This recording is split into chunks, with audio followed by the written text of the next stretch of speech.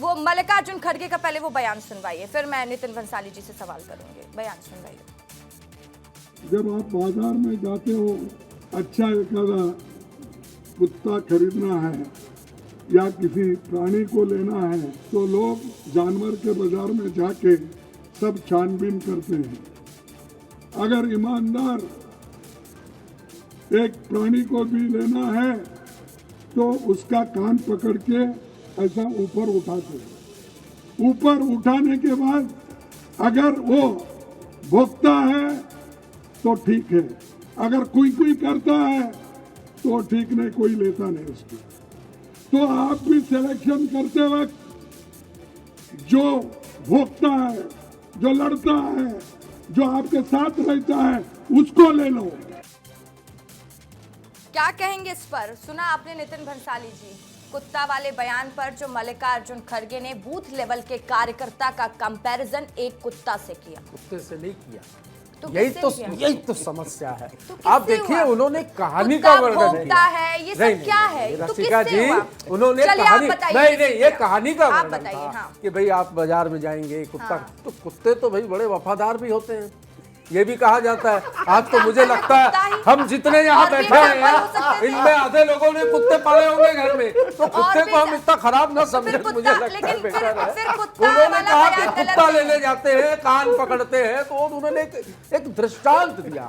इसको positive way पे लेना चाहिए, मुझे नहीं लगता इसको नेगेटिव वे पे लेना। मैं बहुत ध्यान से सुन रहा था, बहुत ध्यान से। तौकीर रजा जी, आप क्या कहना चाहते हैं? अच्छा, एक चीज और बोलूंगा। ये बोल रहे थे कि हमारे यहाँ भक्त कहा जाता है, हमारे यहाँ भक्त कहा जाता है, तो खुद ही ये बोल रहे हैं। अभी रास्ते में मैं आ रहा था, किसी से मेरी बात हुई, तो मैंने बस इतना ही बोला कि मैंने इतना ही कहा रसिका जी कि देश में ठगों की कमी नहीं है। तो जोर से इनके जैसा भक्त चिल्लाया कि भाई मोदी ने तेरा क्या बिगाड़ा है। तो जहाँ ठग शब्द का भी उपयोग होता है, वहां पर लोग ये समझ जाते हैं कि मोदी के विषय में बात हो रही है। चलिए ठीक है, ये बात कहाँ की कहाँ चली जा रही है? तौकीर रजा जी जवाब दीजिए। देखिए, ये इससे बताते हैं कि जिस प्रकार से इनके राष्ट्रीय अध्यक्ष होके इस प्रकार से उदाहरण देते हैं, और उनके देखिए कार्यकर्ताओं की कितनी अच्छी मिसाल दे रहे हैं कि जो है वफादार होता है कुत्ता, मतलब समझ भी रहे हैं लेकिन बोल रहे हैं वो कुत्ता नहीं कहा। तो ये दोनों मायने इन्हीं से आप निकाल लीजिए कि अपनी बातों को ढकने के लिए, अपने अध्यक्ष की, राष्ट्रीय अध्यक्ष की बातों को ढकने की किस प्रकार। अरे भाई, वो क्लियर बता रहे हैं, जो भौंकता है, भौ करता है, भौ कौन करता है? कुत्ता ही करता है, ये दुनिया जानती है। उसके अलावा भी कोई भौ करता है तो मेरे बता दीजिए। तो आप ये बताते हैं कि अपने कार्यकर्ताओं को आप कुत्ता बोल रहे हैं, अपने कार्यकर्ताओं को आपने बिल्ली बोलते हैं, सांप बोलते हैं, और ये बताता है कि आपकी संस्कार है, ये आपकी संस्कृति है। इसी प्रकार से आप ऐसे कर करके यही संस्कार आपने आपके लोगों को दिया जाता है, और यही बताता है। ये आप अपने राष्ट्रीय अध्यक्ष से बोलिए कि आपके राष्ट्रीय अध्यक्ष ने बोला है, तो पूछिए भाई कि भौंको करने वाले वो कौन से ब्रीड के हैं, जरा पूछिए ना। अरे मेरे से क्यों बोल रहे हैं भाई? आपके अध्यक्ष ने बोला है, आपके अध्यक्ष ने बोला, ठीक है, ये बताता है। ठीक है, तौकीर रजा जी एक मिनट, नितिन भंसाली जी एक मिनट सुन लीजिए। हम लोग छोटे से कार्यकर्ता है और अंतिम व्यक्ति कार्यकर्ता कहलाते ठीक है, हैं। ठीक है, तौकीर रजा जी, कमीशन लेना जिस विषय पर हो रही है उस विषय पर बात रखिए। ठीक है, एक मिनट, तौकीर रजा जी एक मिनट, नितिन भंसाली जी एक मिनट, ऐसा है कि स्पॉट का सौदा एक मिनट, अरे एक मिनट रुक जाइए। तौकीर रजा जी एक मिनट, नितिन भंसाली जी एक मिनट। बड़ा सवाल ये भी उठता है भंसाली जी, कितना आप डिफेंड करेंगे और बातें करेंगे? सवाल तो ये भी है ना कि आज पहली बार नहीं हुआ है।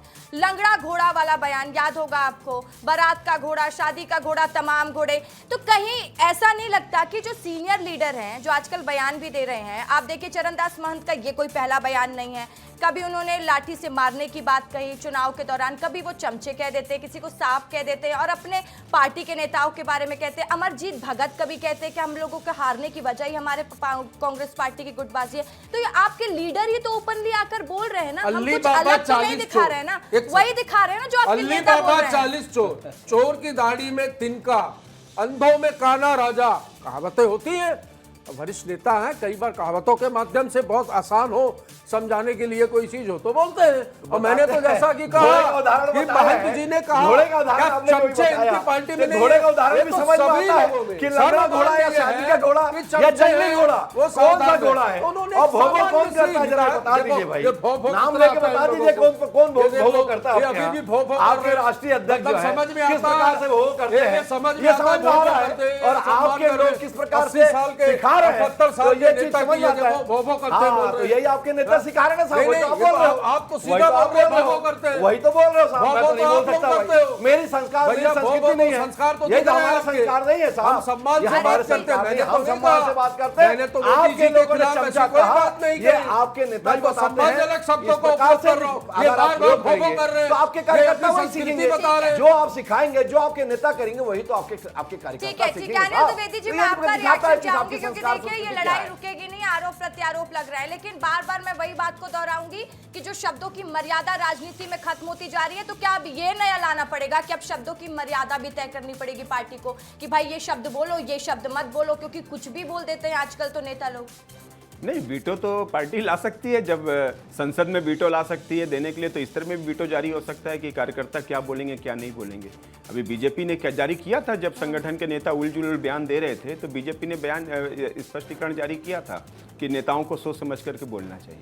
देखिए, राजनीति में व्यक्तिगत हमले नहीं होने चाहिए। भाषा का स्तर इसलिए गिर रहा है क्योंकि जो नेता है वो अब साहित्य से मुंह मोड़ रहे हैं, वो अच्छी पुस्तकें नहीं पढ़ना चाहते, वो नेताओं के जीवन चरित्र को नहीं पढ़ना चाहते, और इसलिए इस तरह के शब्द उनके मुंह से निकल रहे हैं। चाहे वो राष्ट्रीय स्तर पर बैठा हुआ नेता हो, चाहे वो एक पार्षद का, वार्ड पार्षद का कोई नेता हो। लेकिन अभी देखिए 2-3 बयान बड़े आपत्तिजनक आए। कल मैं तेजस्वी यादव को सुन रहा था, वो मीडिया के एक पत्रकार साथी को बोल रहे थे, आपके सूत्र को तो मैं मूत्र समझता हूँ। ऐसे ही एक वीडियो अभी आम आदमी पार्टी के नेता का जारी हुआ, वो प्रेस कॉन्फ्रेंस में एक पत्रकार को खड़े होकर धमका रहे थे कि क्या सारे सवाल तू ही पूछ लेगा। ये क्या भाषा है? आप मुख्यमंत्री रह चुके हैं और एक प्रेस कॉन्फ्रेंस को संबोधित करने में इस तरह की भाषा का इस्तेमाल, आप राजद के बड़े नेता हैं और इस तरह के मीडिया के लिए इस्तेमाल शब्दों का, तो सिर्फ नेता ही शब्दों आके आक्रमण से घायल नहीं हो रहे हैं, मीडिया में भी और कई जगहों पर इस तरह की चीजें हो रही हैं जिससे कार्यकर्ता भी क्षुब्ध होते हैं। जनता को भी लगता है कि जिन नेताओं को हम चुन करके संसद में भेजते हैं वो किस तरह के शब्दों का इस्तेमाल करते हैं। प्रधानमंत्री जी और नेताओं के, विपक्ष के नेताओं के लिए अब जी लगाना शब्द बंद होता जा रहा है। ये क्या सूचना दे रहे हैं? आप ये राजनीति में किस तरह से नेतृत्व करना चाहते हैं?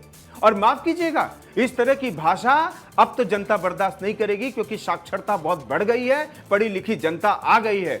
वो ये समझती है कि आप प्रधानमंत्री के लिए किस तरह का शब्द इस्तेमाल कर रहे हैं, आप विपक्ष के नेता के लिए किस तरह के भाषा सम्मानजनक शब्द इस्तेमाल कर रहे हैं।